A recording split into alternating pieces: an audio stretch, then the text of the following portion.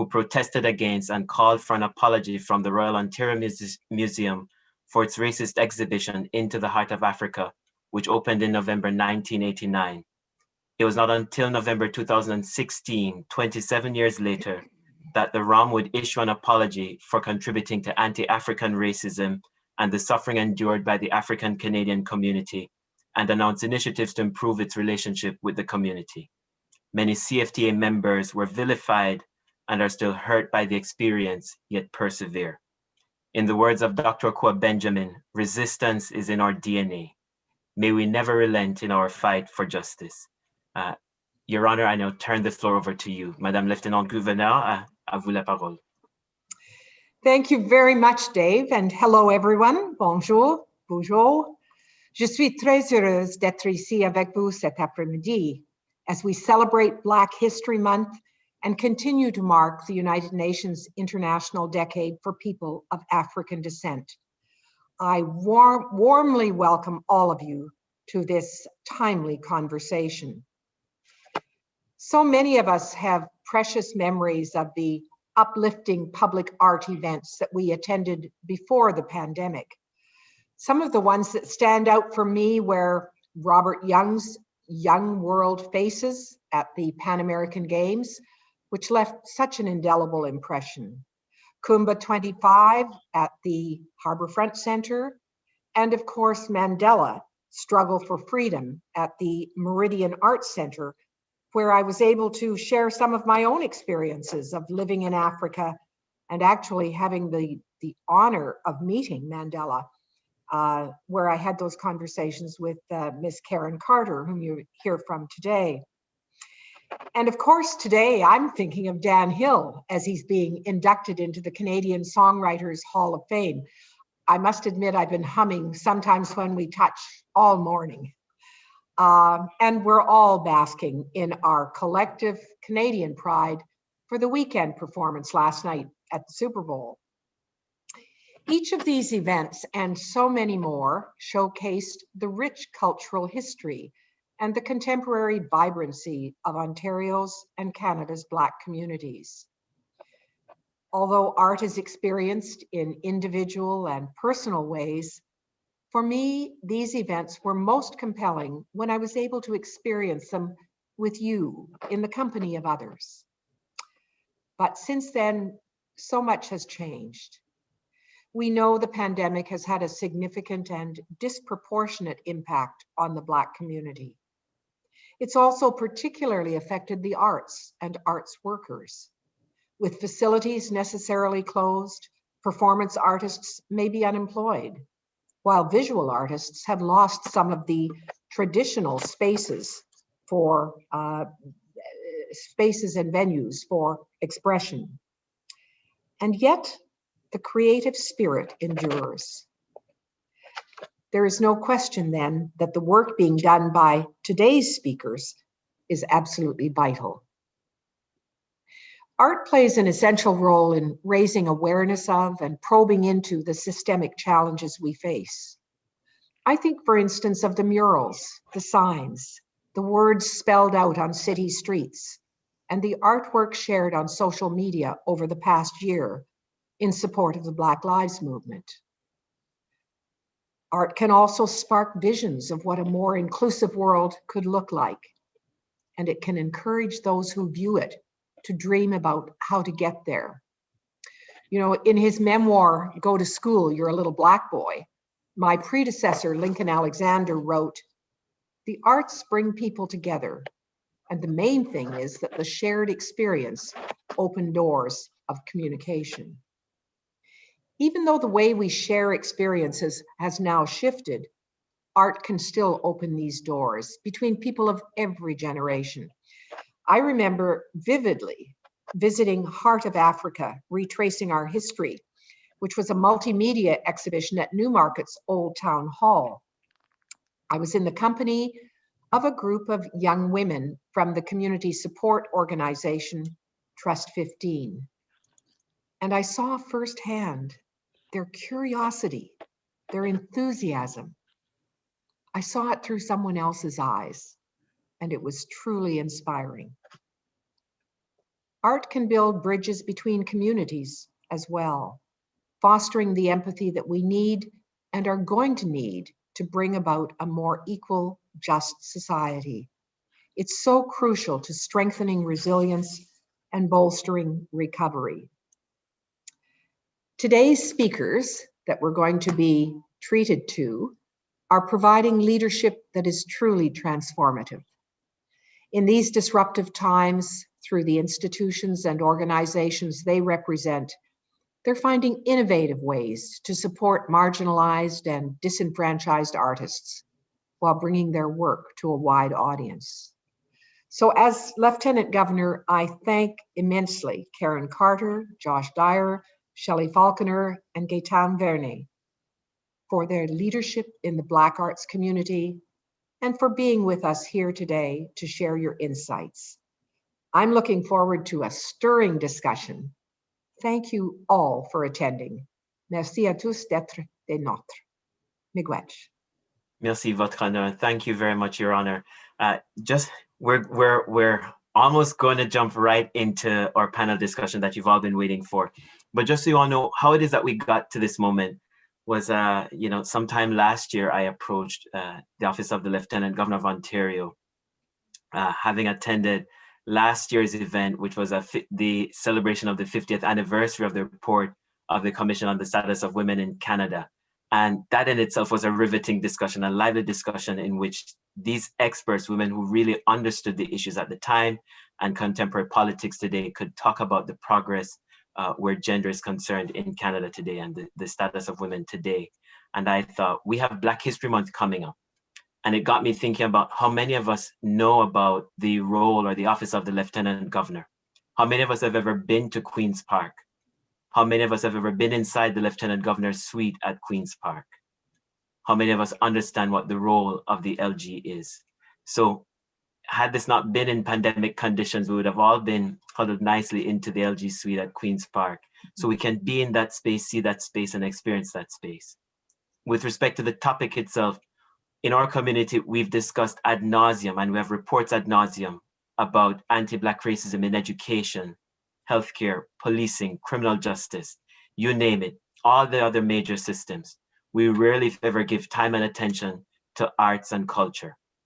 And we have a unique situation. We're fortunate that we have 3 strong Black women leading institutions that aren't necessarily designed around our community, that are at the forefront, that occupy these spaces, that are breaking those glass ceilings and all the other ceilings that need to be shattered to amplify our voices and our lived experiences and really think about how do we all become represented in these institutions that weren't designed about us.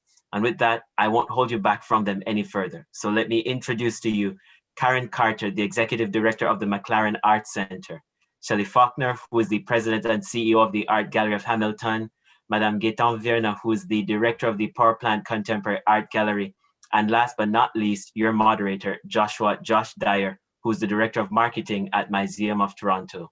Ladies and gent, over to you. Oh, last but not least, ladies and gentlemen, the Q&A is open for you to pose your questions as you see fit, right throughout our discussion. Vous êtes invité à poser des questions en anglais et en français aussi. So enjoy today's discussion. Josh?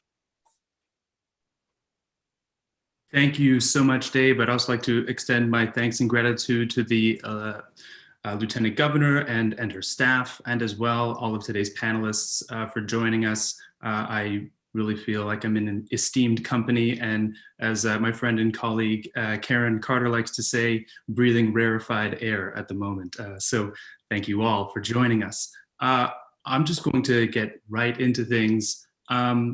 One of the great things about the panel that we have today is you all obviously have a wealth of experience, but also come from sort of varied backgrounds in terms of the institutions that you represent.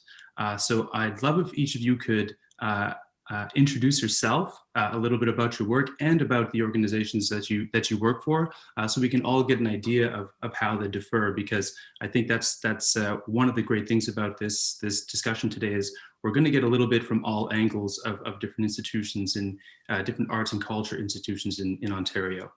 So I am going to hand it over to Karen to get things started. Thank you. Thanks, Josh. I guess it is fitting. I'm the smallest of the three, I think. I am at a collecting institution. I will admit that I'm new, kid on the block, also at the McLaren, having started officially January 4th, but it is a institution that is rooted in the presentation of arts and culture at the McLaren Arts Center in Barrie, in downtown Barrie. It's a beautiful award-winning building that's was done by C.Mac Hariri. It's actually 20 years old this June.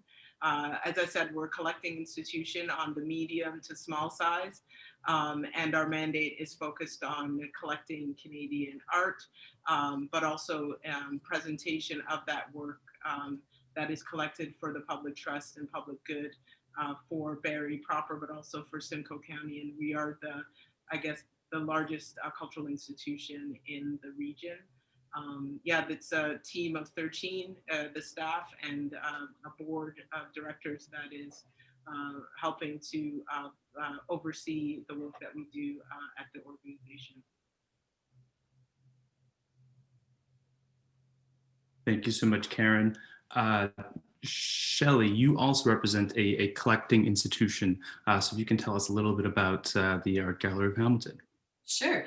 Hello, everyone. And Your Honor, thank you again for hosting and organizing this event. And I'm honored, so honored to be here with my colleagues and friends, Gaetan and Karen.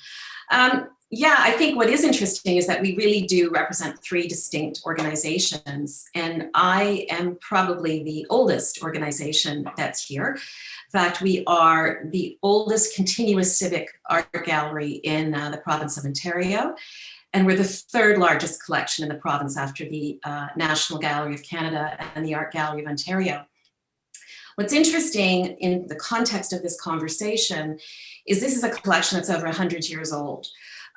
Hamilton was at one time the industrial cradle for Canada, and it's where not only our steel companies were, but most of many American head offices and industrial head offices. So there are a lot of industrialists and I would call it Canadian establishment money that built the collection that I represent. And I think the reason I raise that is because so many of our collections in Canada are passively organized versus active. And by that, I mean that we are the recipient of donations and gifts and purchases. There are not many of us with large acquisition budgets. So I think our collections often represent very much the history of the times. And our collection is very much that. It has a very important Tom Thomson Group 7 collection. It has a very important international collection of the well-known Tannenbaum collection, as well as some Inuit Indigenous, the Chidot collections here. But when you look at what is in our collection, and I think this is an area that we're going to talk about soon, I know, the problematic area for our institutions with collections, we are largely a collection that represents white men. In fact, 12% of our collection represents women, and that's high for most art museum collections. That is quite high. And then only about 2.5% represents Indigenous or persons of color. So I leave you with that, because I think that that presents enormous challenges for organizations of not only my size, but the type of collection in terms of the discussion that will follow. Thank you so much, Kelly. Yes, you are correct. The three very distinct natures of the institutions that each of you represent is going to be a big part of today's discussion. So thank you for really outlining that for us. Last but definitely not least, Gaetan at the Power Plant Contemporary Art Gallery, a non-collecting institution and quite different from the institutions that Karen and Shelley represent. So Gaetan, if you could tell us a little bit about your work at the Power Plant. Thank you. Thank you so much for the invitation. So the Power Plant Contemporary Art Gallery is a department of Harbourfront Center. And in 2022, we'll be celebrating the 35th anniversary of the opening of the Powerplant Contemporary Art Gallery. So we're non-collecting type of Kunsthalle model, which means that we mainly focus on exhibiting artists, publication, touring, exhibition, and education and public programs. So unlike Shelley Falconer or Karen Carter, we do not have any collections, but we produce temporary exhibition. And one of the elements that we've been focusing a lot on is this notion of publications, which enable more documentation of Canadian artists to be produced, because publications are costly. No one makes money out of publication, but they're also essential in terms of our ability to study and research the artists that we present. We have a team of about 19 to 22 full-time staff. And over the years, when we're not, closed because of the pandemic, we usually have 3 cycles of programmings, one in the fall, one in the winter, and one in the summer, as well attach a whole series of education and public programs for youth, for family, for adults, and general. So that's, and the last thing is we're governed by a board of about 23 people, and essentially a board that is there to support, to steward the institution, to support it financially, but also in the role of governance of the institution. Thank you so much. All of these descriptions of the institutions you represent are going to be very important, and it will be apparent very soon in the conversation. But first, I'd like to jump right into something. We have you 3 on the call today. And if you look around the larger sort of arts and culture sector in Ontario, you do not see a lot of folks that look like us. And so I would like to pose this question as to why are there so few Black leadership positions in the arts? What can we do to expand that? And what are some of the obstacles that we're currently facing in terms of how this sector is currently structured? I'll open that up to anyone who wants to kick that off. I'd be happy to start. I would start with the pipeline that a lot of us come out of and have come out of. And I would first also say that the 3 of us, and we've discussed this before, we come from privilege, that we have the educated it.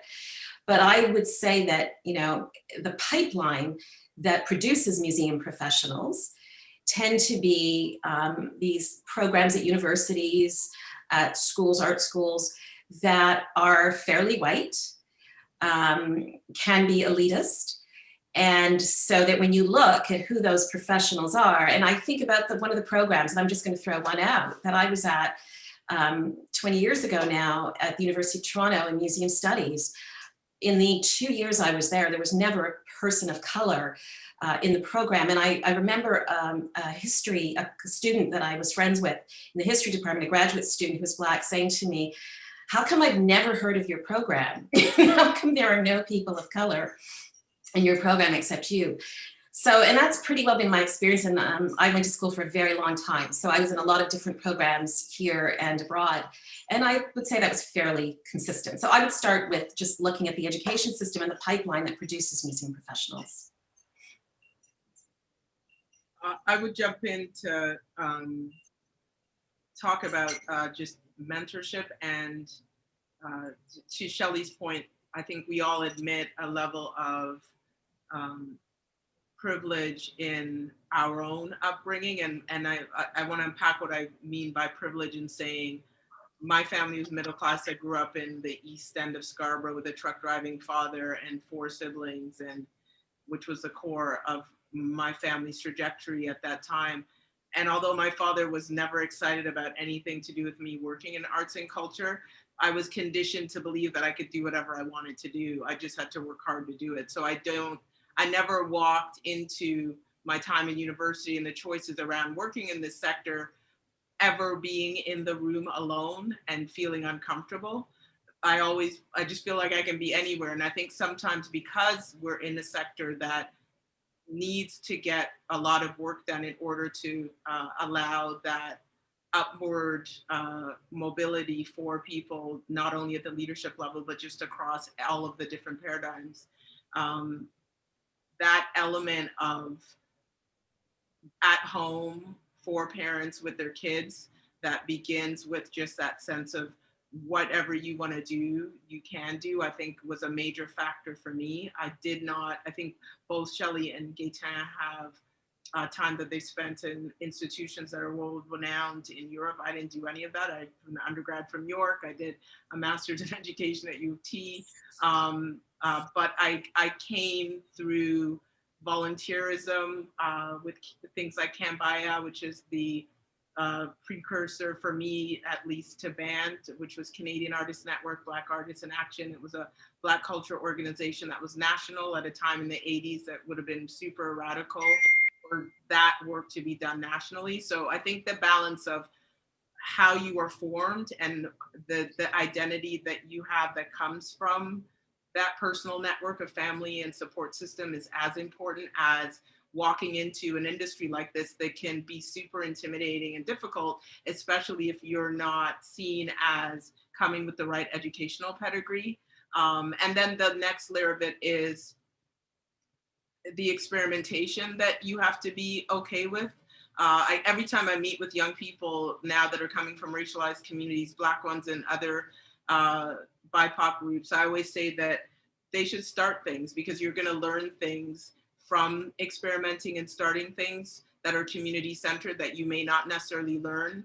I've always said that my time at museum was possible because of the 10 years spent building BAND. So I knew because of that process how to do things from scratch. So yeah, I think the ability to be in the leadership role that I'm in has come partly from that core family unit that formed me. And I have to, you know, in respect as well to the weekend last night, I have to hail Scarborough. Like when you grow up in a community that diverse with people from all over the world, a lot of families that are just starting and building, there's just no fear about otherness. And I think as Canadians, we sometimes downplay the benefit of the fact that we are normally raising kids in really diverse communities, and the benefit of that is something that should impact how you cultivate leadership comes from those core elements of what your worldview is like as a kid. So for me, those things are what form the DNA in me that allows me to just be comfortable anywhere with, as my grandmother would say, comfortable. You raise children to sup with kings and paupers and to treat each with the respect and dignity that they deserve as human beings. Karen Carter never passes up an opportunity to give a shout out to Scarborough. Much deserving. Big up to Scarborough, though. Gaetan, do you have any thoughts to share on this idea of why there are so few Black leadership positions in the arts and culture sector in Ontario? Well, I would say that I concur, you know, with what my colleagues have all mentioned, but I think also one of the elephant in the room is also who hires whom, right? How do headhunters, when they're looking for, when they're asked, headhunters or staff or HR departments, when they're looking to fill a position, who do they contact to ask for advice and to have names be brought forward? And who has had the opportunity to be, as Karen said, mentored, to be in a position to have enough opportunities to gain the knowledge within, scopes of different positions, because you don't necessarily get to a leadership position, from finishing an MA or BA and getting there. So you need a community of people that will steward you and help you to develop the different muscles, the different knowledge that you need to be ready for a position such as that. So are you able to get internships if, as Shelley mentioned, you know, now I think things are getting much better because everybody has understood that if we want change in our field, we cannot no longer have these unpaid internships, which are only beneficial to people who are financially stable enough to do a 1 year, 2 year, 3 years of different types of internship without getting any financial compensation. So the question of class is also there. I mentioned the question of who is doing the hiring. And then the last thing is the hiring committee, the boards who have to think that they're choosing somebody that will represent. When you represent an institution, you take a leadership, you represent a community, you are out there speaking on behalf at the service of your institution. So the people who are doing this hiring must feel confident and must also forego their own biases, because maybe they've never, you know, if you think of how so few children, and I mean, when we were at school, I was lucky enough, I was raised in Montreal, and in my high school, my mom was a teacher. In my high school, I had teachers from all over the world, but it's true that my siblings and I remember when Monsieur Kodada was our first physics teacher who came from Haiti, and he was the first Black teacher I ever had in my life. So imagine whether it's staff having never had a person of color, you know, lead them. They don't see Black people in leadership position. The people who do the hiring wonder if the staff will be comfortable. They have to forego their own internal biases about, can this person really speak on our behalf? So there's layers and layers of reasons why there's so few. But I must say that when and Shelley often refers to that, when we join, let's say, our colleagues at, you know, on national museum committees, I'm very proud of the diversity that I see in Ontario and Toronto taking a leadership, because if we think of TIFF, if we think of Soul Pepper, if we think of the AGO with Julie Crooks, if we think also at the City of Toronto with Cheryl Blackman, you know, there's a few of us that are Black people in very important leadership roles in Ontario. So I would say that on this point, you know, Toronto is really leading the conversation on a national basis, but and so it should, but it's true across the country. You know, there's so much work to be done. Thank you, Quentin. I think it is true. You raised a number of names, who all of which I know we're quite fond of, who are doing great work, and much of that change is something we've seen quite recently. You all brought up some of the obstacles, and Quentin, you even started getting into, you know, what could be some possible solutions in terms of, you know, diversifying this sector. One thing we've seen is even organizations like banks and other corporations have really sort of embraced and adopted change at what seems to be a more rapid rate than the museum sector itself when it comes to issues of diversity, inclusion, equity, and access. Why do you think it's different in the arts and culture or museum sector? I'd be happy to start. I think between three of us, it's going to be a longer conversation. I think again, over the arc of my career, over 25 years, there has been an ebb and flow, I would call it that, of a conversations around diversity. We should all remember excellence and equity was, you know, that was written in the 90s out of the States. But it took really, in some ways, that surge that happened last year with the Black Lives Matter movement, and that moment when museums, galleries were put under the microscope. So I have really found this concerted effort has started since about a year ago. And I'm sorry to say, but we are in the very early days. And I think it's because we were a sector that was able to get away with it. The data has been clear for years now. Studies, the Mellon Foundation started with studies, 2015, Canadian Art did one, 2017, Mellon Foundation began in 2018. And it showed very clearly that within the museum sector, in both the States and Canada, when you look at the leadership roles and the professional roles, we're something at 89% are white. And that's dropped only in the last few years, a few percentage points. So the fact that it's been going on for so long with such appalling data demonstrates that I just don't think the accountability was as high as maybe the other sectors.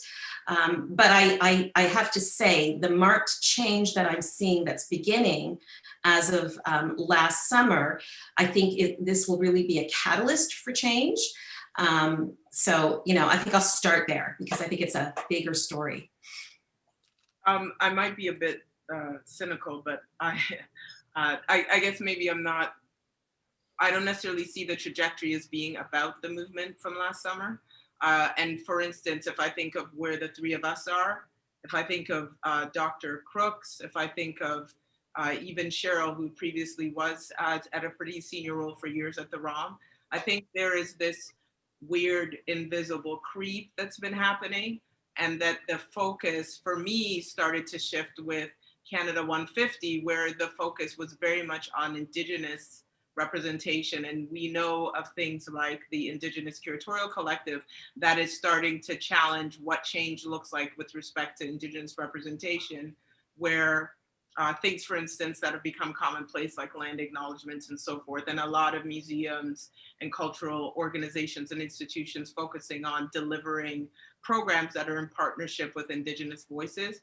So I had a conversation with colleagues last summer where we talked about just the overall paradigm shift around diversity, access, inclusion conversations that go from the 80s, late 70s, 80s, which was very civil service focused, things that were about quotas and just the idea of make sure affirmative action type movements are being made to fill positions. I think that shift started to show our presence happening more in the funding bodies. So the Black folks that are represented at Canadian Heritage or at Ontario Arts Council or even at Toronto Arts Council is directly connected for me in how the civil service research in equity and diversity then impacts where hiring happens there. Then I think you're right, Shelley, in that some of the benchmarks where, again, those reports that Canada Council and others around, they'll send the reports to say, we want to see this represented not only in the civil service, but in the hiring for the institutions that they're funding.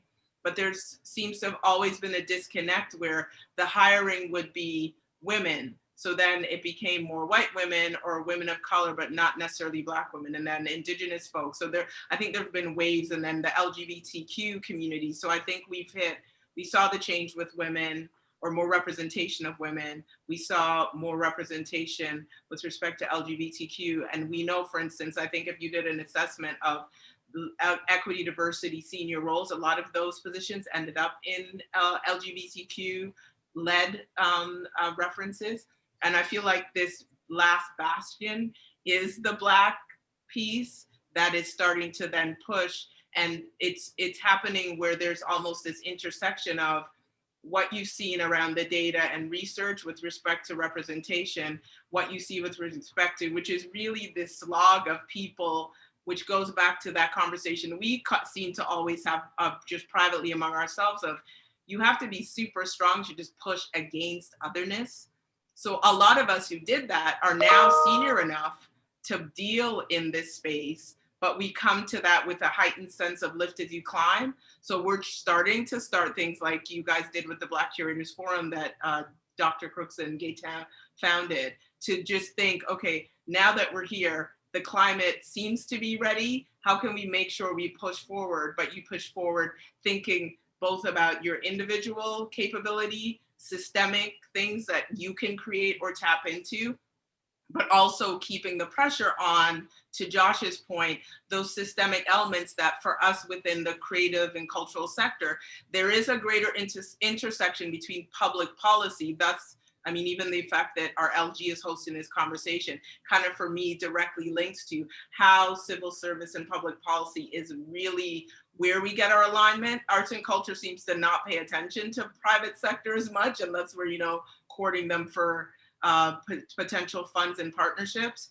But we're not necessarily looking at the fact that they're often moving forward because they equate diverse representation to their business practices being more successful. That's even now, as we see the Black Lives Matter movement, that's the way things like Black North and the other entities that are being formed to deal with these questions from a financial and business standpoint are framing things. So for me, there's this whole complex soup of the intersection between public policy, representation within those research paradigms, and then our role in public, private, nonprofit, charity realms that often people say the right things, but as we know, the delivery is way behind. And it just makes it even more complex to unpack. Karen, you brought up the Black Curators Forum, which, and for those who don't know, who are up on the call today, that forum wrote a rather groundbreaking letter that was published in Canadian Art Magazine this past summer. And one of the interesting things that I really found about that article was, the folks who are a part of that Curators Forum are already folks who have broken through. They're already in the system. And one of the things that letter talked about is addressing, what it addressed was the climate once you're in these spaces. And so I'd love if you all could share your thoughts on that. Like, it's one thing to break through and get the role at the institution, but then what is the climate in which you're operating once you're there? And then I guess secondly, as leaders now in the sector, how does that influence your leadership practice? How do you ensure that those spaces then become more inclusive, more accessible, more equitable, et cetera?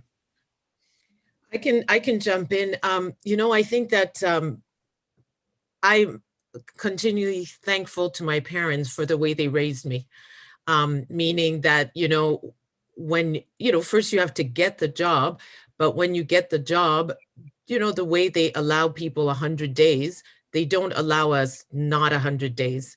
They allow us no time. Failure is never an option. What they would allow a white leader to do, what a white leader can feel comfortable doing as walking into a job and changing the whole upper management, and everybody's going to go, wow, dynamic, visionary. In our case, if we do that, the people who hire you will listen to lower level staff and their complaints and will start automatically questioning your leadership because you're a person of color, because you're Black.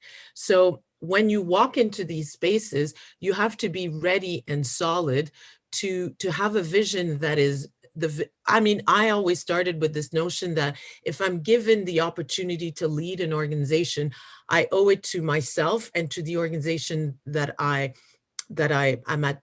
serving to bring my best foot forward and to bring change in increments, because whereas a white leader can change easily, we cannot do this. We have to massage people, we have to speak to them, we have to be good managers, which I think we are actually better managers, because we're always thinking of the perspective of the employee that's in front of us, of the other, of how they're going to take these changes, whereas a white leader can just walk in there and do whatever they see fit and be valued as somebody of a lot of dynamism.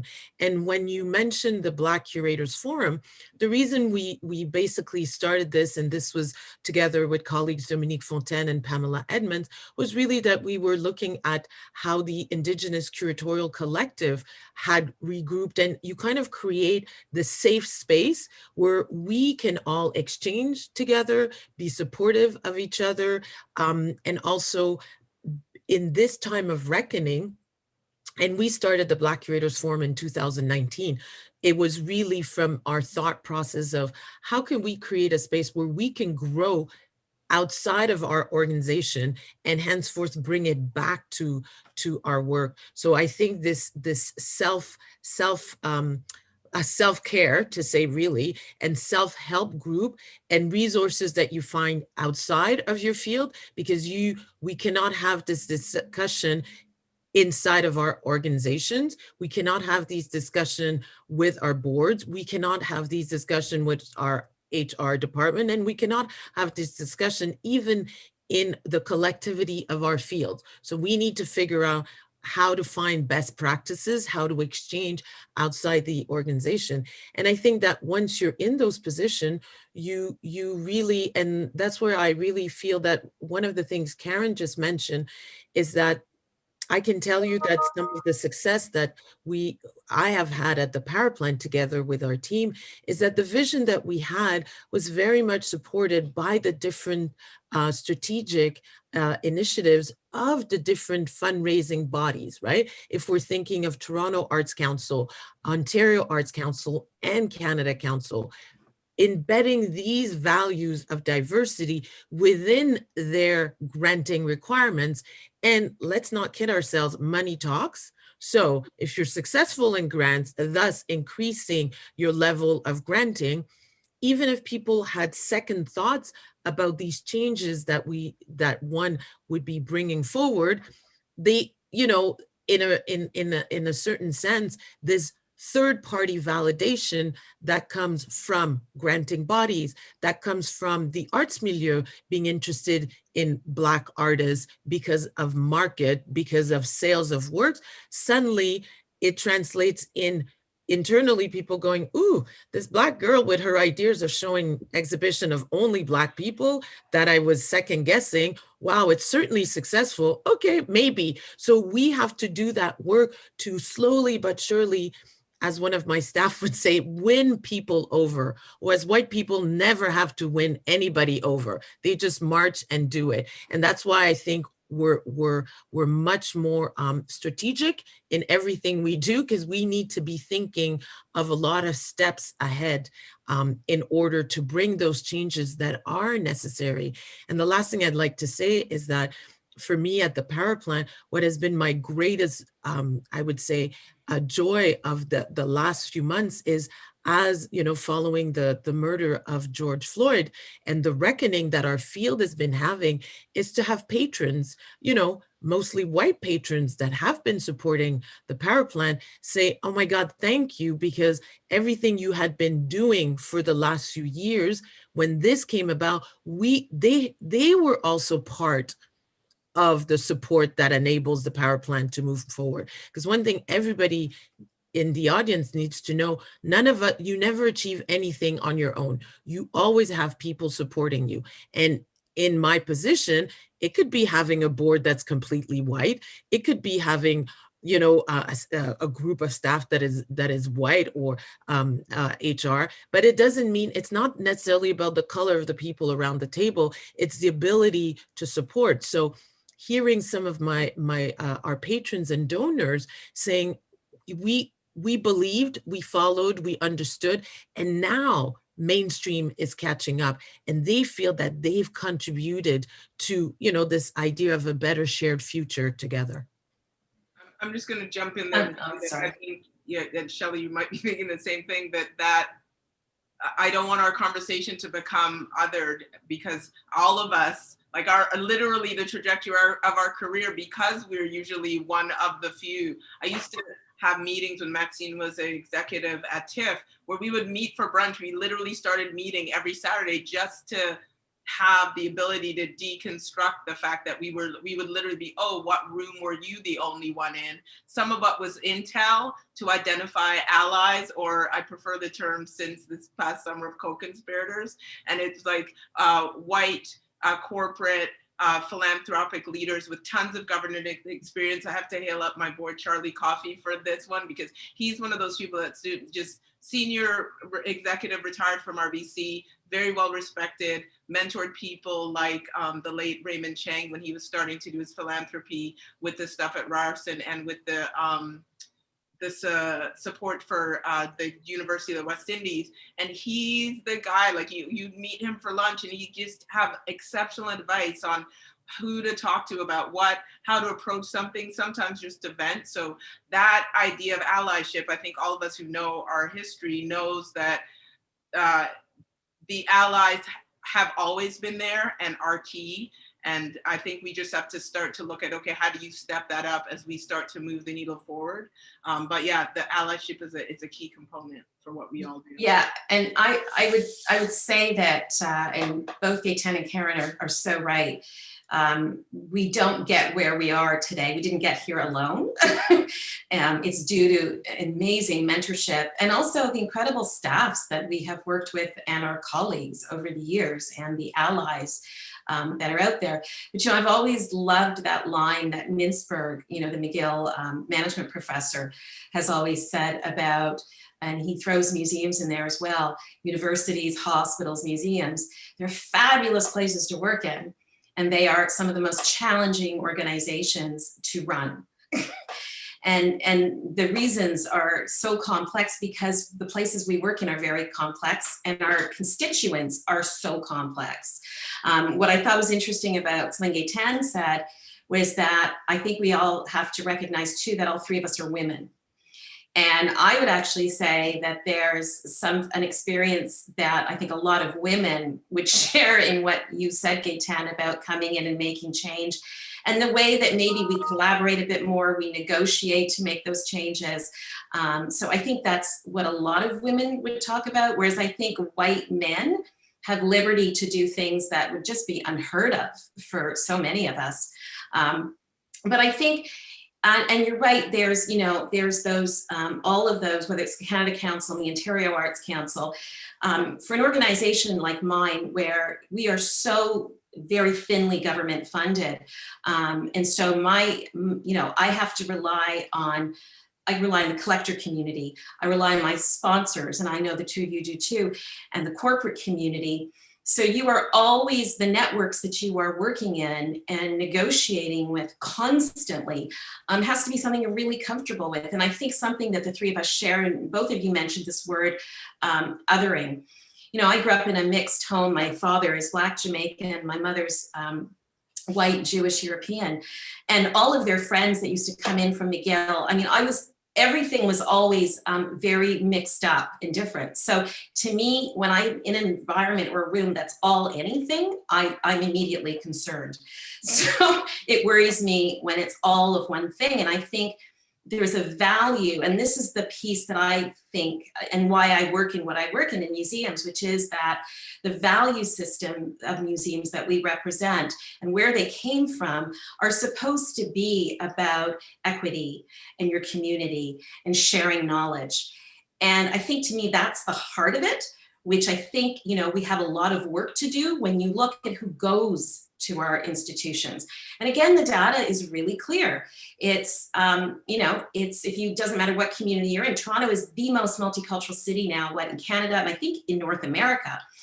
So, one of the things you have to look at, and Hamilton is becoming more so, but our audiences tend to be predominantly white, and that is all over in the data. I know, Josh, that was a question you asked me from a marketing perspective, if we knew about our audiences. So I think that's something, that we all have to really still work on. I would like to jump in. One thing in terms of who goes to your institution, I can say that, since I started at the power plant, I've seen a shift of who comes to the power plant because our programming is speaks to the world and is culturally diverse. And one thing I will never forget, when I started, I remember I said to Karen at the time, I said, oh, it's really interesting. I seem to see when I post jobs that there's more culturally diverse people applying. And because, I'm kind of silly, I said to Karen, do you think it's because I'm leading the institution? And she says, God, you're such a fool. Of course it's because you're leading the institution. These people now feel like, okay, maybe somebody's actually going to look at my CV and make this a place of welcome. And the one thing I want to say also, in having a very culturally diverse team, from top to bottom at the power plant, when a visitor, especially we're a contemporary art institution, so everyone, regardless of color, feels like, oof, do I understand?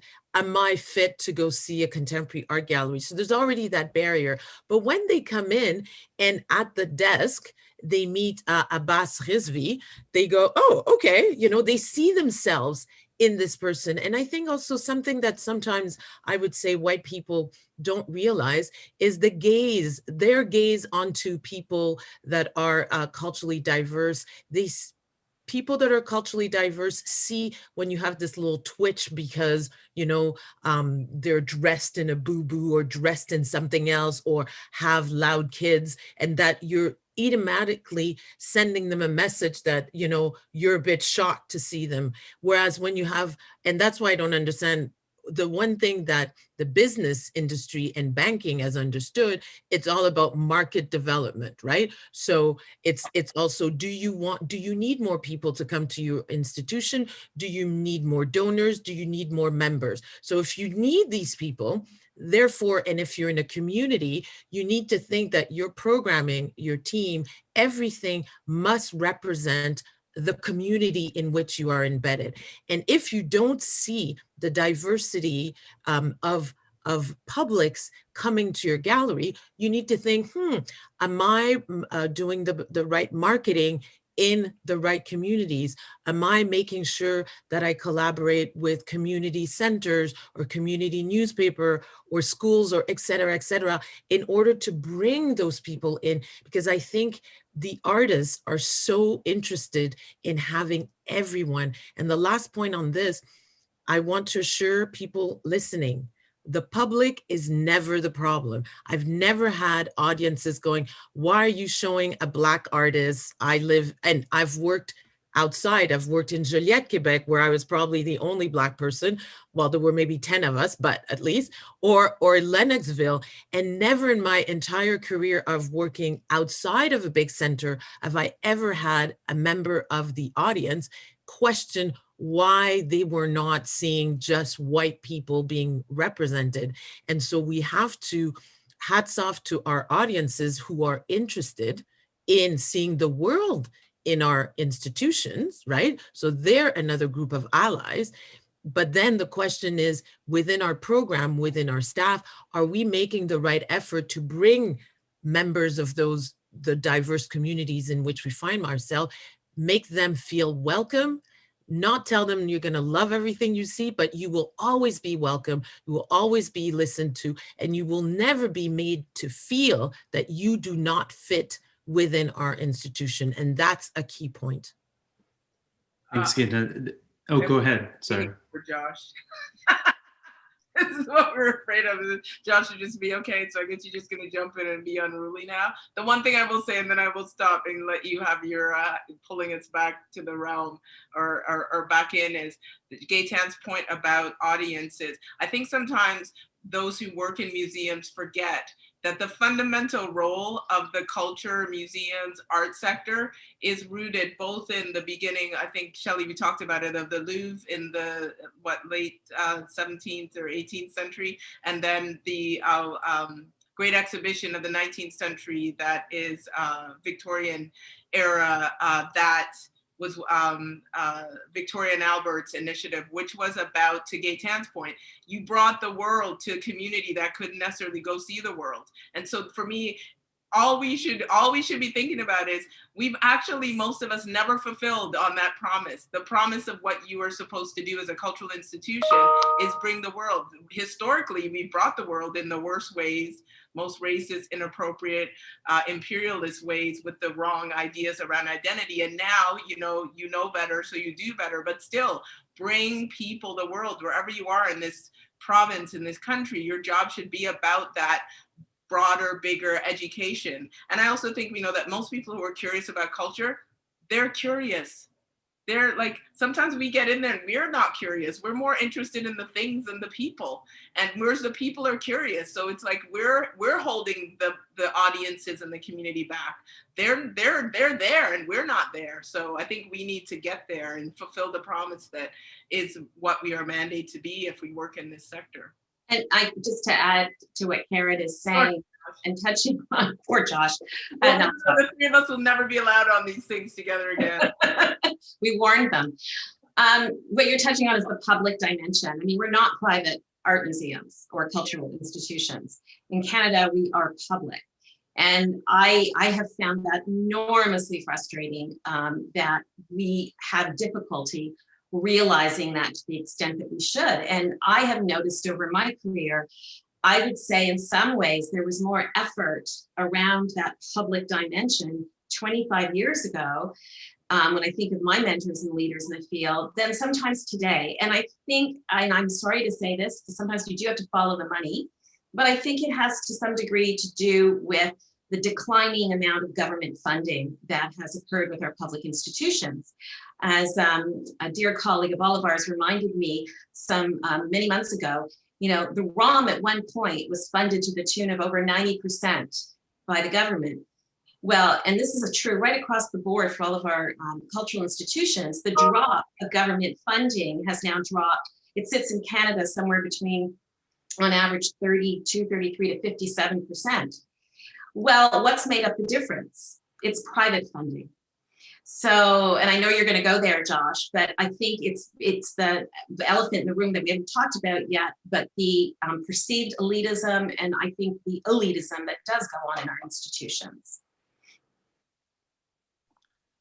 No apologies necessary. When Karen and Dave called me about this, the first thought I had was, are you sure you need a moderator? You have Gaetan, Karen, and Shelley in a room on a call together. They'll do just fine. So anyhow, thank you all. You're essentially doing my job for me. Gaetan, you mentioned something that I thought was really interesting about sort of museum audiences and communities, and it reminds me of this museum professional, I believe out of Manchester, who speaks of this notion that museums and art galleries are often so focused on their collections when they should be, really what they should be focused on is collecting relationships with communities and the communities that they serve. And I'd like to sort of use that as a springboard, getting back to another thing that sort of Karen was alluding to, which is this sort of the colonial underpinnings of museums and art galleries. Museums are part of a colonial paradigm and were born out of this imperialist perspective. And you even have sort of, you know, organizations like the International Council of Museums over the last couple of years had even proposed to redefine what a museum is. And that all sort of, you know, alludes to this question of, you know, what does decolonization of the various collections, galleries, and museums look like? And are we reaching a time where we need to redefine and potentially redesign the purpose of museums and art galleries? Well, I won't say a lot of this in terms that I don't have a collection, and I'm so thankful that I don't have a collection. I'm very happy not to have a collection, because I think that, you know, and I was trained as a museum director, trained as an art historian, so very much focused on objects. And I've done, you know, I've worked at what used to be the Musée d'Art Africain Océanien in Paris, and I must say that the more I delved into especially African art, the more I always felt somewhere in my heart that, you know, if I had to lead an organization that had this type of artwork, I would send it all back. And what's very interesting is places like France, where never, ever would they ever think of sending works back, how President Macron and all of the work that's been happening, how museums are forced to change now, and they are having committees to, you know, the same way we had committees that were looking at the provenance of Jewish looted art, right, which was somewhat of a revolution to do this type of work. Now we're having more and more institutions, not all of them, but questioning, you know, what is the legitimacy of holding these works of art, these objects that were never given, never purchased, but stolen and documented. You know, when we think of the bronzes, the Benin bronzes, everybody knows they were stolen. So anyone who has them in their collection will have to be thinking of that historical. So I think that they will be forced and are forced to rethink it. And there will be a shift because, of course, if you look at the generation of people holding these positions within these organizations, they were not trained to even question, you know, where the works came from and which communities they were stolen from. But in that sense, I think there is a call for changing these questions that are at the core of what a museum does, which is to hold collections. So I think somebody like Shelley or Karen can also definitely expand on this, because it's not a problem that I have right now in my position, but it is a question that I think about very often. I for one am, and most people that know me know this, I'm quite skeptical of the decolonization of museums, the term that everyone keeps throwing around. I find that there's been a lot of empty rhetoric around that. And the reason being that I think, and I know my colleagues would agree with me, I think they need to be reimagined. And it's very hard to decolonize something which is a fundamentally colonial construct, which is what those of us as collecting institutions, especially if we're older, that's exactly what we represent. And to also touch on the point you raised earlier, Josh, about, you know, where we come from. Well, most of us trained as art historians and of a certain age, we represent the canon. And so if you think about the training that we all had and the way that we looked at collections and the way the Academy looks at collections, it's not a surprise that museums have behaved the way they have. So I think it's about museums being fundamentally reimagined. I think we're at the very beginnings of that. And I think France, it's incredible with France. I think the Dutch are now doing that as well, Gaetan. I just read about the Dutch are now about to do the same thing. The day the Elgin marbles go back, we'll, you know, that will be, I think we've done it. We did it right with the Nazi looted art. We have a long way to go, but I think to shift from being object-based to thinking much more about our publics is going to be a big one, to stepping outside of the canon, right? To rethinking the way that we do things, the time we take to do things, our inability to be nimble in our world. I mean, it's very difficult for museums, especially of a certain size, to react to what's going on immediately within their communities. So I think, you know, the signs are good, but I think we're in the very early days. I'm going to give a plug out to Museum and the work that we did there. Myself, Britt, Josh, who were, I think, the first 3 people there in the beginning for building this thing, which was focused on community. And it was this idea of building a museum concept that was centered on community and people and those stories. And that, for me, and again, you guys know this, as a museum professional, the stuff is only as interesting as the stories that connect back to our common humanity. So I'm happy to be, like Gaetan, at a collecting institution. I feel like the range of things I've done in my career, this was the right time to be where I'm at. But I also can say that Shelley's point about size is a key one. I do think the opportunity for this notion around decolonization, whatever that ends up becoming or meaning, the story, the narrative thread of how that's done is partly about the government leadership, like we're seeing in France and with the Dutch, where it is about money going back into communities to literally, the repair is that you build the institutions so that things can go back, because then professionals there can host, because we know that that's been one of the arguments that, oh, we can't give it back because they won't know what to do with it. And it would be just a terrible atrocity to just throw it back to people who don't have the resources for housing artifacts and ephemera and art in the right way. But for us, I think in North America and other European institutions and organizations that are medium small, especially something like the McLaren, where the collection is, you know, under 30 years old, there isn't something where you've got that longer history necessarily. The story is really about how can you look at what your collection is, start to look at one representation, so that for a lot of us in Canadian art institutions, it's weird how we're either getting things where people had crazy money to be a part of that mass purchase of things from around the world in their travels. We see this with the role, for instance, Dr. Julie Crooks has at the AGO around the Africa and the diaspora. A lot of that African art collection, I think you've got things similar, Shelley, that are for wealthy people who are acquiring things at auction that were coming in weird ways from different parts of the world. So I think there's a trajectory that the smaller and the medium, because we can pivot more easily. What's that analogy that's been used since COVID, where they said the art and culture and museum world is never going to be the same. The big art fairs, the way big institutions function will never be the same, because that ability for the mass gathering, the mass travel is going to be gone or changed maybe forever. But they represent the ocean liners and the boats and the dinghies where we can handle and deal with rough waters more easily. That for me is where the opportunity's at. So I'm happy to say that I think I might be running a small yacht and we can handle some rough waters and hopefully change and pivot, but have within those changes and those moments for pivot, the opportunity for benchmarks, for bigger institutions to take those ideas and scale them up, and for smaller to maybe scale down.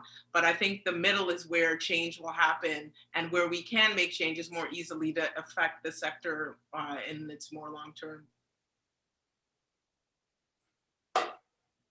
Should we go to questions? We're going to go into a Q&A soon. However, Dave, I'm going to apologize in advance. I want to get one more question in there before we do so, because I think it's, really connects well to the direction the conversation is taking.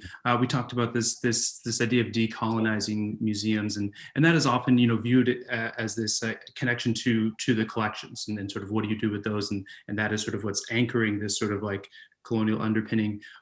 But also something that's come up and is a part of the same conversation is museums as neutral spaces, and pushing it back against that. And so I guess I wanted to get each of your thoughts on what is the voice of the museum as we go forward after 2020? Is it still neutral? Do we have a voice in some of these conversations about social justice, et cetera? Is it our duty to have a voice in some of these conversations?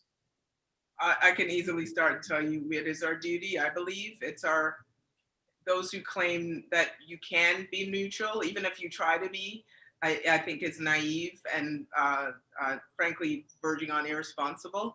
No matter what, we know curators take positions on things. We know by nature of how art is presented and how it's written, that's the way we frame discussions, the way we address and greet someone from the front of the way they enter a space, the way we sometimes hold too fast to our space, that we don't go out in the community enough to then bring people in. We don't partner enough with communities to sometimes take the preciousness out of objects and art so that people can get a point of entry into a discussion that helps them to understand everything from the most opaque contemporary art to the most classical painting by someone well-known like a Picasso or Modigliani or whoever. So I think the notion of neutrality for me, it's like, no, it's even if you think it's possible, I think you're living in delusion. It's what you do with that position. And again, what is your core responsibility, which for me is education. It's creating those safe spaces for difficult discussions where you may not always agree with someone, but you hope that having those diverse points of views, especially as we see coming out of the last 4 years of the US, and we saw what these kind of soundboards of the same voice all speaking to each other constantly does. All it does is whip up the worst of us. And the ability to get to a point where we're hearing diverse ideas and opinions to address those issues and help to unpack them.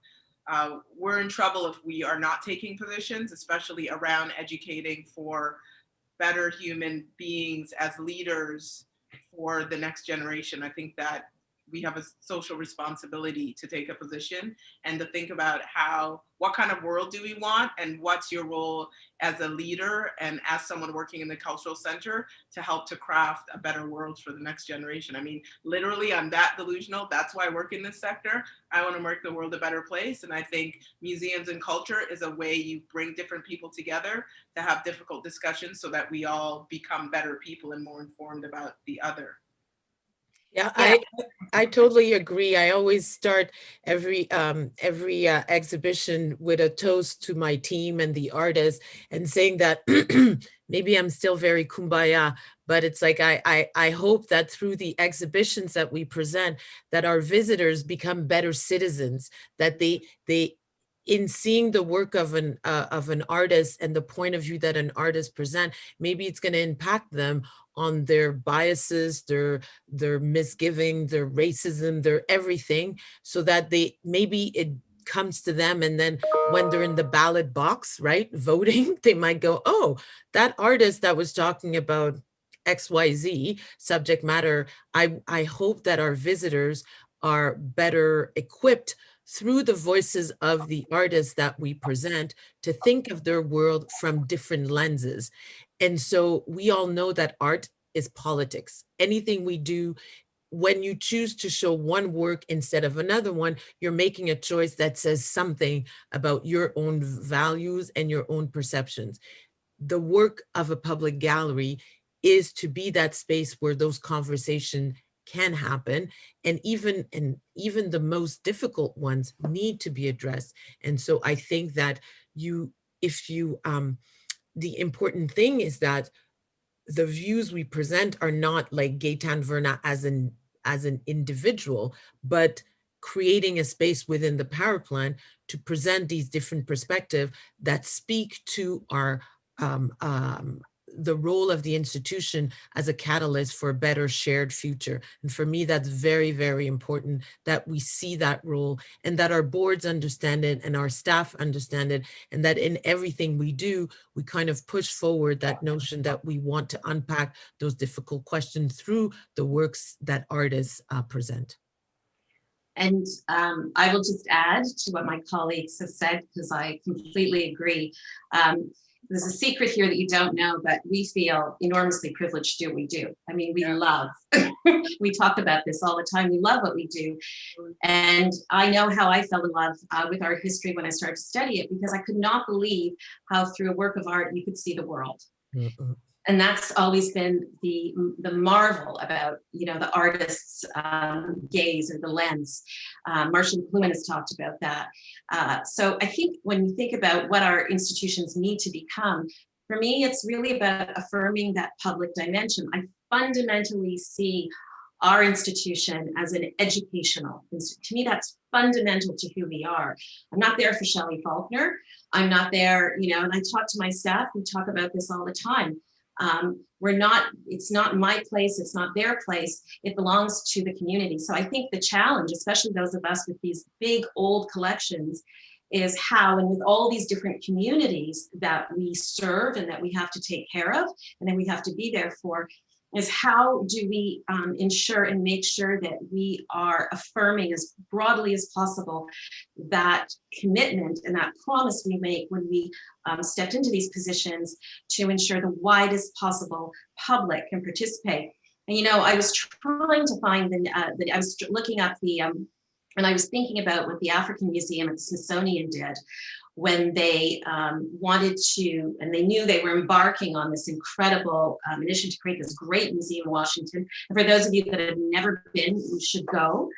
When they realized they didn't have a collection, in the early days, and I always think about this story, they talked about maybe just doing everything digitally because they didn't have the artifacts to tell the story of the African experience in the United States.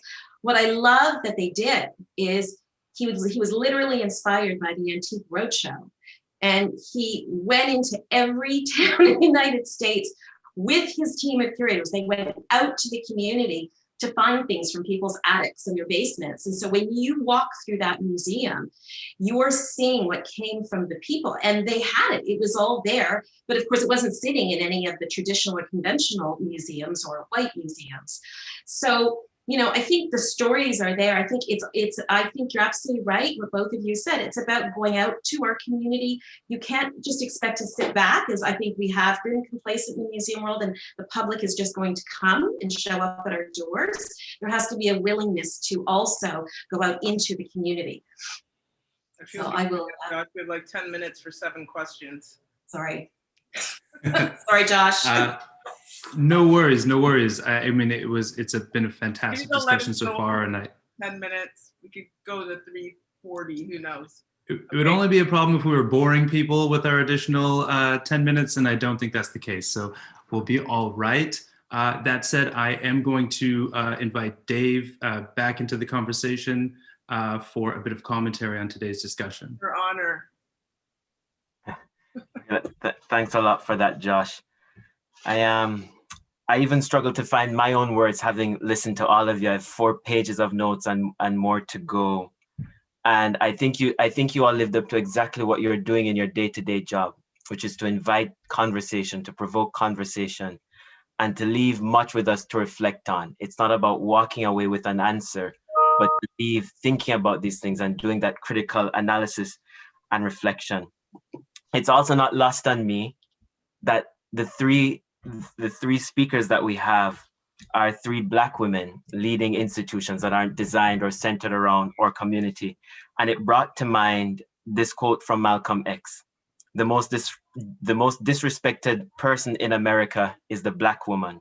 The most unprotected person in America is the Black woman. The most neglected person in America is the Black woman. And I connect that to the culture in your organizations, the question of who's coming in as a member of the audience, who sits there on the board of directors, who is there as a staff. And Gaetan spoke very eloquently to the issue of how it is that some leaders get to advance their agenda and the manner in which you have to approach it, to always be strategic, to always massage and build and win people over before you can advance and really do what it is that you intended to do. But to also reflect on the fact that the audience is welcoming of any piece you put out there.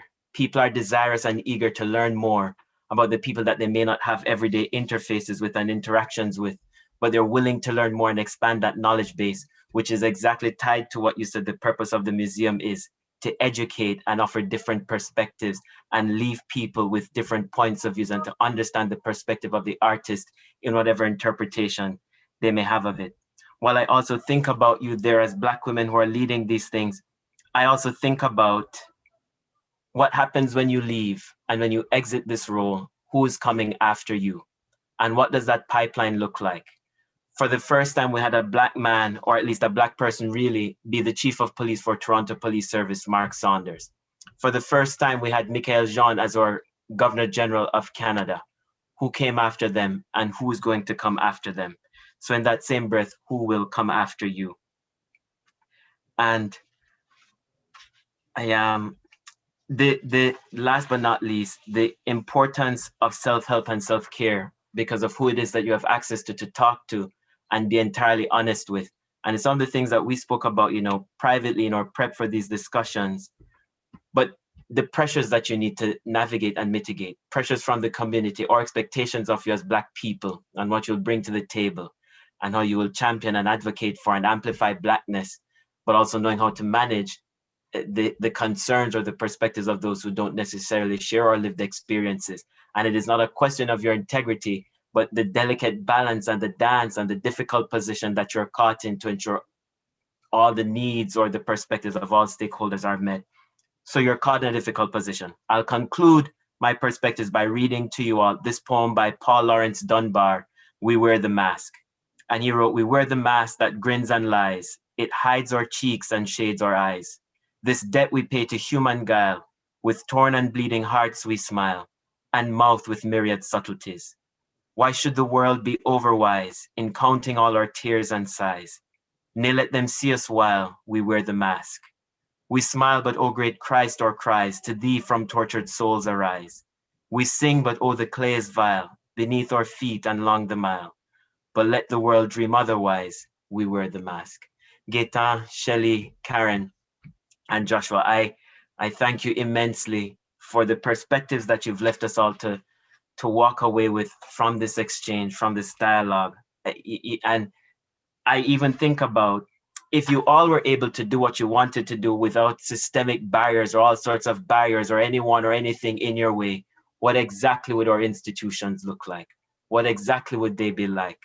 And we could actually start to create that better world, the beloved community that John Lewis spoke about, bringing us to that place and making it possible, because too often we're talking about representation and we're talking about legacy, and the conversation comes up over and over and over again, and where we are in this world. And I think the three of you have the best platform to start that. And I'm excited for where your journey will take you. Josh, back to you for as many questions as we can answer. Thank you so much, Dave. We have a few questions to get through. There's one that I'm going to start with. It really resonates with me and the work that I do at both Museum of Toronto and at BAND, the Black Artists Networks and Dialogue. It comes from a Black artist who is struggling to find a place to show their work. And basically asked this question: what are the panelists' strategies around programming Black Toronto-based artists? Black Toronto-based artists. And basically, are there avenues at your respective institutions for them to reach out to? What are some strategies that they could employ to ensure that their work can be shown? I can just quickly say that what I did in Toronto is what we're working on in Barrie, which is research. And then we're looking at something called McLaren Offsite, which is not everyone's going to be ready for the institution, but you have a responsibility, because of the knowledge you have around what ready looks like, to maybe create systems for partnering with people to do pop-up exhibitions and to help cultivate cultural ecosystems, so that artist-run centers and other small galleries and nonprofits, just the type of things that allows young people to even form small groups to experiment and maybe be in your space on a temporary and formal basis, or as an institution or a cultural leader, you usually have access to other spaces or knowledge of access to other spaces. So, I mean, if they're Black and in Toronto, BAND is obviously an option for folks to reach out to. But I've also been saying in Toronto to folks that have come to BAND that it would be great to do something in the East End and Scarborough, just to encourage young groups of Black artists to get together and start collectives. One, because they can get funding from provincial and federal institutions under a collective umbrella, and also just the opportunity to experiment on how and where they might show in a temporary basis. It will allow them that experimentation, and it will broaden and diversify the cultural ecosystem, which I think every great city needs a diverse range of things happening at different layers of the cultural ecosystem to make the city the best place possible for people. I could say that, one thing that I always encourage young artists is to try to do residencies, whether they're in Toronto, in Canada, in the world. Go outside of your environment and try to sign up for to apply for different residencies. I would say also that one thing that I've noticed now with the situation of the pandemic is that there are new groups of younger artists, collectives. There's the Plum. There's another small gallery near my house, which is literally a group, they're renting a garage and they do shows in this garage, which is really just a garage. So I would say to young artists, you have to, you cannot wait for people to call on you. You create also certain initiatives. And I know NIA Center has been doing a lot of work, just much like BAND has been doing, but also you can start your own small collective. And, sadly, there will be spaces that are left empty for a while because of COVID. So get together, figure out the money, rent the space for a small time, apply to grants at Toronto Arts Council, be a self-starter. Don't be afraid to, to email, curators in our institutions. I always tell people, email me, and even if I don't answer you, keep emailing me, because it doesn't mean that I don't see you. It's just that I might not have time. And there are artists who, it took a while, but then I went to their studios, and the exchange that we can have in a studio visit doesn't mean that it automatically lends you an exhibition. But I can even tell you, oh, talk to so-and-so. Or if somebody reaches out to me to say, do you know any young artists? At least you'll come back to my mind because I've seen the work. And also the exchange and growth as an artist can come from conversation with other people. And, I did a show with an artist in January 2020, David Petros, and he reminded me that I was the first professional studio visit he had like 23 years ago when he finished his BA at Concordia. And I followed his work all these years. And this was the time that we were able to work together. So I think, be a self-starter, create your collective. There's artist-run centers. There's many different opportunities, but of course it's difficult. And that's why I have so much respect for artists, because being artists is really, really a challenging, task that one decides that their life will be dedicated to being an artist. And so finding different opportunities and creating these opportunities is essential. Yeah, I would agree too, that I think that I'm just, I have adult children now, and I'm amazed at what my daughter does as a young art, in her community of friends, and how innovative about, don't be afraid to try new things. And also don't be afraid to reach out and to think in a multidisciplinary way about reaching out to your colleagues in the arts and theater and musicians to work with them together to do interesting things.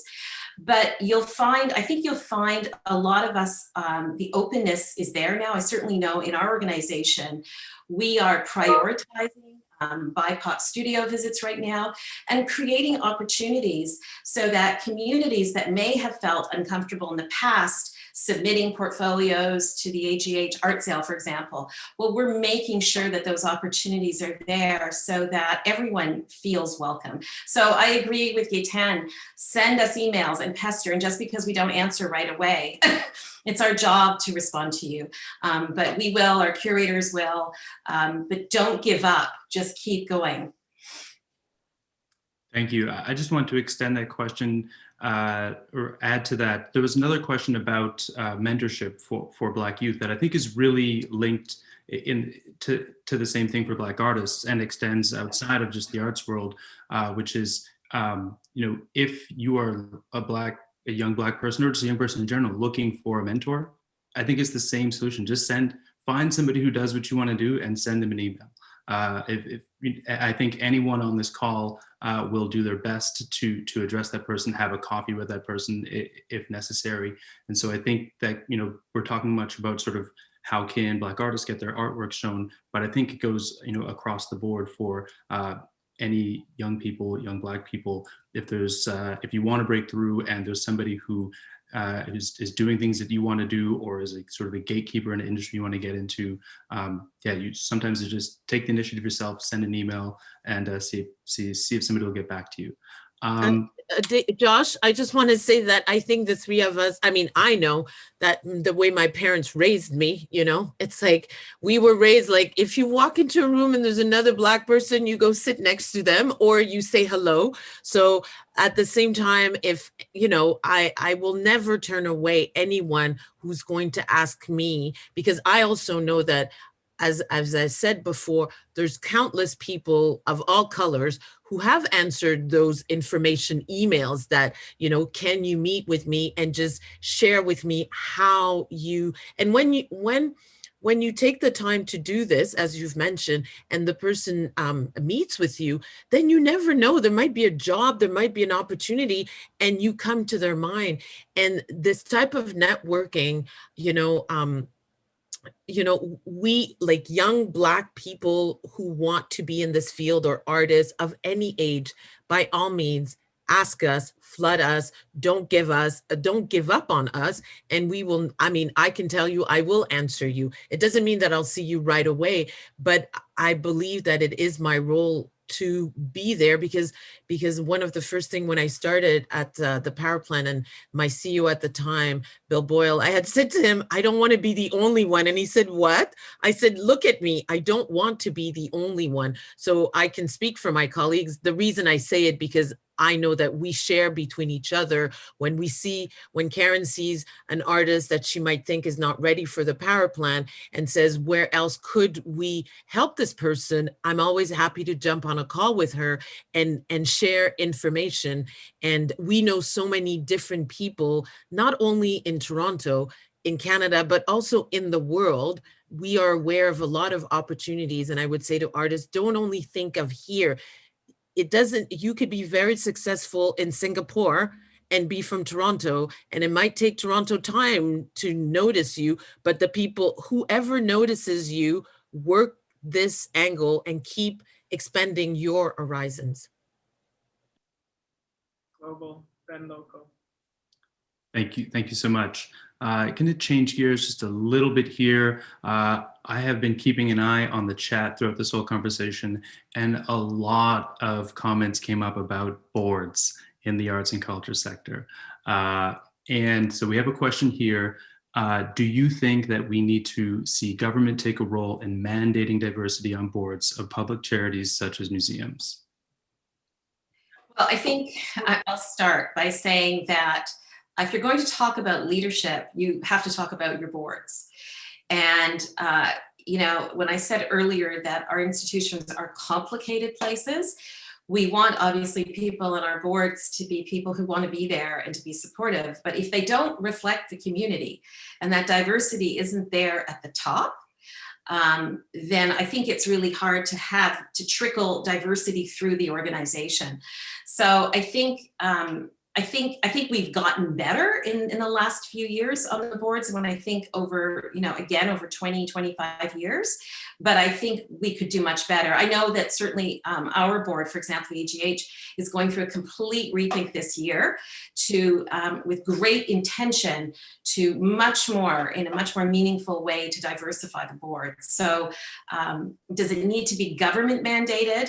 I don't know. I mean, I think a lot of the funding arms are certainly using that as part of the criteria to fund organizations. So I would say it is right now in some ways. It's there, it's carrot and stick, it's there already. It's just a matter of executing. So That's right. I agree with you. I don't think we need to add more to that. It literally is in policy for a lot of the funders that they're watching that, and it's now just a matter of execution and us being ready, right? So that we're comfortable from racialized communities to apply to be in those rings, because they're not easy positions to be in. And that in itself is a whole other panel on how to get that knowledge and experience for governance, which is why I like to encourage young people to start things, because you can experiment and figure out things that will then allow you to be able to be in those leadership roles.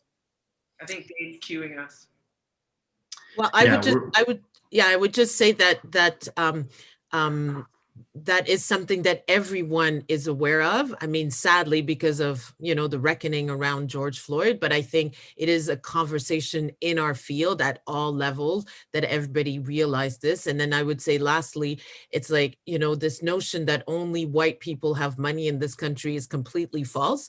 And so, but the one thing is, if you don't invite racialized people and reach out to them and say, would you be interested in taking part in my board, they're going to stay in their communities, in their churches, in their groupings, and then we never expand and we never break silos. And I do the work I do because I believe in wanting to live in a community where we are constantly breaking silos, and that we're all around the table and inviting other people to also be part of that conversation. Because if you're not sitting at the table, how could we exchange and understand the perspective that we might be missing, you know? And for me, that also expands to accessibility and people living with disability. All of this is part of this equity work that needs to be done at our boards. Thank you so much. I just want to thank all the panelists for joining us today. I want to thank everybody in the audience for joining. And last but not least, thank the Lieutenant Governor's office for supporting us and providing this platform to have this conversation. And with that said, I would like to hand things over to Her Honor, the... Thank you very much. Just a couple of words to close. Words of thanks. It was such a privilege to be part of the conversation this afternoon. And what I'm thankful for is not only your thoughtfulness, but also your openness. It takes a certain amount of courage to expose your worldview to a group of people. And that is so important because it starts this whole process of empathy, of telling your story so that others can start to see themselves as having possibilities. So that's message number one, my sincere thanks to all of you. And my second message to the audience, this is a really important moment in time. And it's such an important moment because there is an opening for voices and visions to be heard.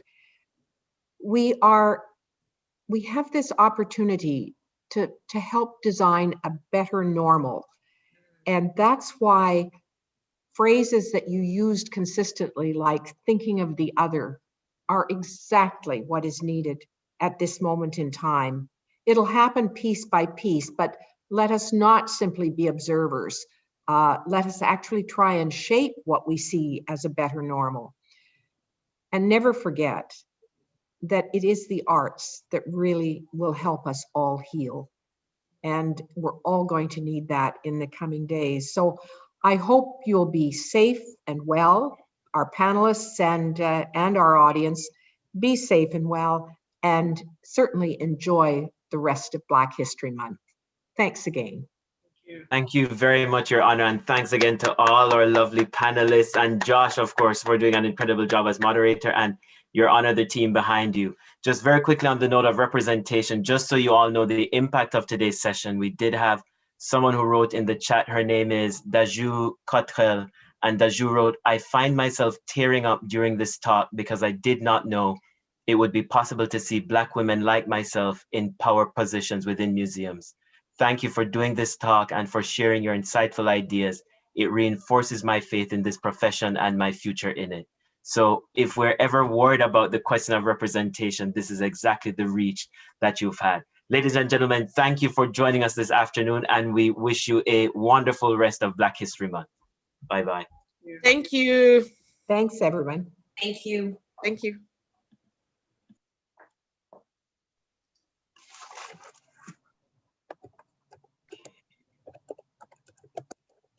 Elizabeth, what happens now? You end recording?